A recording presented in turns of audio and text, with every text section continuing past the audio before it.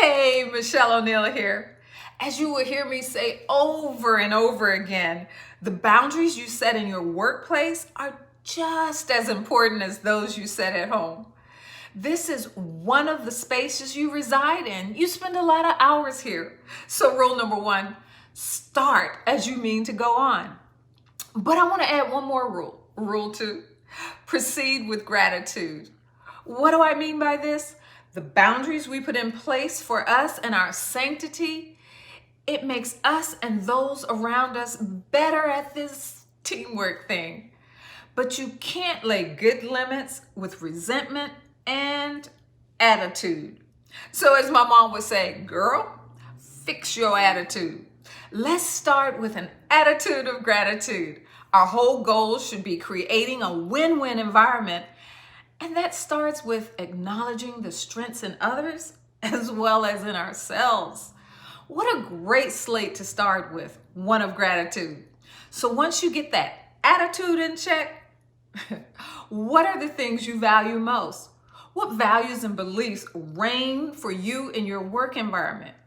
You know, those things that can make or break a situation for you. Things like dishonesty, laziness, the need for excellence, the need for respect, and on and on. The thing is, these things will drive how you feel and what your expectations are. So make sure you know what they are. These may be instinctive and you really don't even think about them being present, but they lurk there in the background of your decision making. So I have a little secret for you that can change the playing field. Now that you know what your non-negotiables are and your values are, you have to communicate your expectations to your team. You know, they really don't know what you're thinking. They aren't mind readers. And to think otherwise is to do them a disservice. Just like the commitment that you've made with your husband or your wife, you have a commitment with your team. Of course, not on the same level as the one at home, but I'm sure your goal is to uplift and grow together. And I want to believe that most of you want to help others and provide great solutions in our areas of expertise.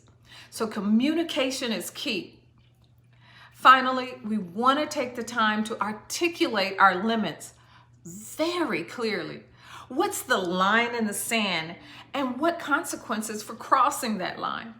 We must be willing to back up our limits that we put in place with the appropriate consequences. The punishment must fit the violation.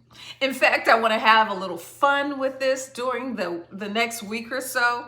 So look out for hashtag MYM boundary violations on all my social media channels. Look, I would love to touch on this most and talk more about boundaries in the workplace and doing it with the foundation of gratitude, but we'll have to table that for later.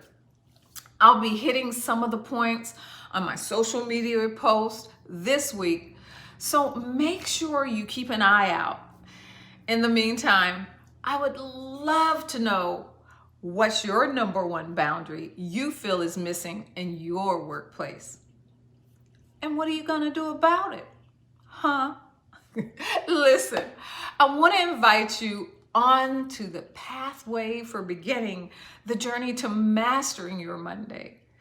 Click the link in my bio or below, and I'm sure there is something there just for you. Until next time, take care.